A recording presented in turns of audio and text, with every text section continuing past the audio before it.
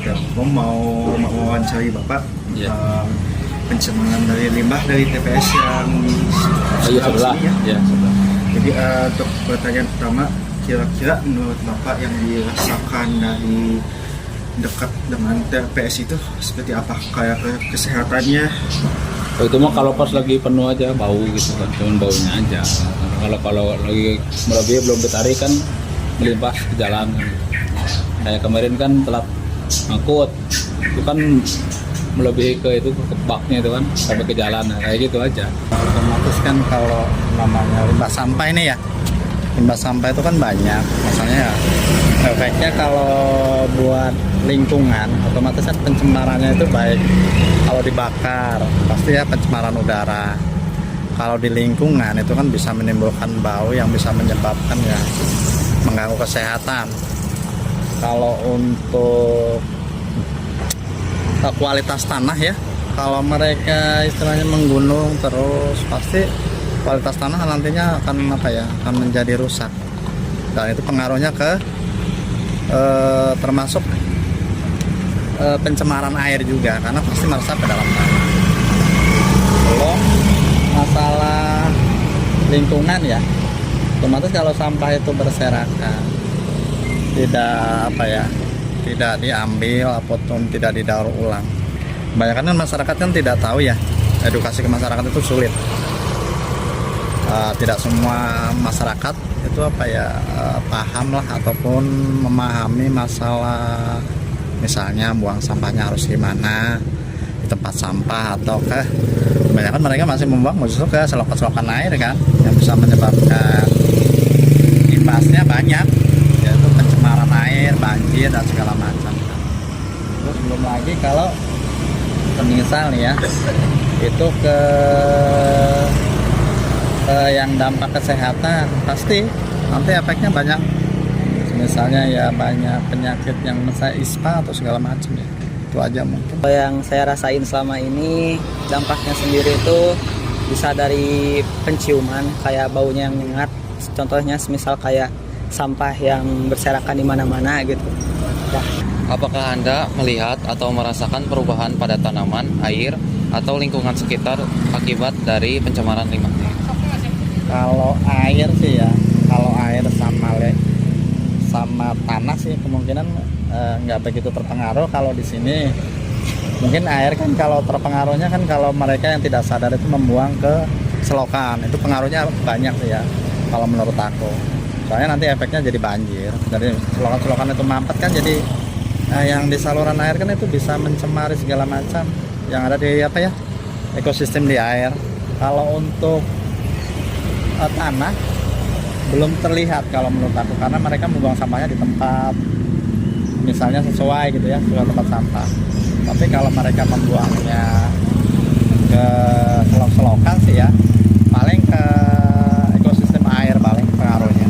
Ya itu yang dirasakannya paling ngeganggu ke jalanannya, ke jalan terus baunya itu, dampaknya kan bau.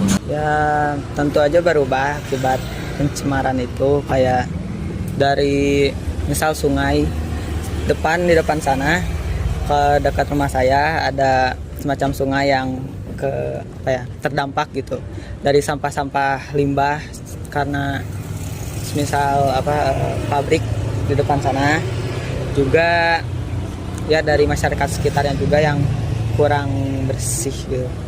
Selanjutnya, Bapak kira-kira ada saran atau ide yang terlalu mencemari si TPS-nya? Ya gimana kalau misalkan ide mah kalau tempatnya misalkan dipindahin ya kemana lagi kan sini. Cuman ya idenya kalau misalkan udah mau penuh cepet diangkut aja. Cuman gitu aja sarannya sih. Jadi jangan sampai melebihi kapasitas itu kan, begitu mau penuh cepet diangkut kan gitu. Cuman gitu aja. Kalau dari saya mungkin ya masyarakat bisa lebih bijak dalam buang sampah, lebih diatur. Terus kalau bisa mungkin kayak tiap minggunya diadain kerja bakti buat bersihin lingkungan sekitar. Nah, kembali lagi ke masyarakat otomatis. Bagaimana gaya hidup masyarakatnya aja. Kalau mereka istilahnya diberi edukasi, dan itu pasti sulit ya. Karena edukasi ke masyarakat itu nggak mudah.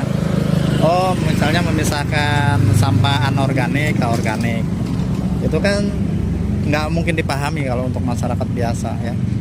Mereka otomatis perlu edukasi. Kan yang paling lama itu kan yang terurai itu kan sampah anorganik kan, masih susah terurai. Dan kita diuntungkan kalau ada bank sampah, karena di sini nggak mungkin ada bank sampah. Dan kita bersyukur ya, misal ada bapak-bapak yang memiliki apa ya, bukan merendahkan status ya, mereka sebagai pemulung itu mengambil sampah-sampah plastik yang mereka kumpulkan menjadi setelahnya ya secara ekonomis mungkin bisa menjadikan keuntungan lah buat mereka. Cuma kalau sampah anorganik terus organiknya ya, terus terang kalau di sini mah nggak mungkin untuk misalnya buat pupuk ataupun buat kompos segala macam, itu nggak mungkin, karena kan di sini mungkin masyarakat sudah merasa membayar iuran sampah, pasti mereka begitu aja membuang sampah ke tempat sampahnya, dan mereka pasti nanti akan diangkut lah sama tukang sampah, paling seperti itu. Terus pertanyaan terakhir, kira-kira nih sudah berapa lama pencemaran limbah ini terjadi? Kalau yang dari saya rasain sih udah cukup lama ya. Bisa dari saya kecil juga memang cukup terasa pencemarannya gitu. Jadi sampai sekarang masih terasa. Kalau selama saya di sini sih ya, dari tahun 2008 itu masih bagus ya untuk penataan sampah itu. Sekitar 2 tahun ke belakang. Ini mereka itu sepertinya ya tidak memperhatikan masalah sampah, karena kemungkinan sih ya karena ya edukasinya nggak ada, terus ya masyarakat yang tidak begitu memahami lah apa itu dampaknya sampah. Ya lama. Bapak kan tinggal di sini dari 2009. Ya kan selamanya kan buang sampah kan di situ. Kan blok sini kan di situ, terus yang misalkan gang 1, gang 2 kan sebelah sana ada satu lagi kan. Iya. Cuman yang utamanya kan di sini kan. Paling banyak di sini. Segitu saja dari pertanyaannya. Terima kasih Pak. Ya, sama-sama.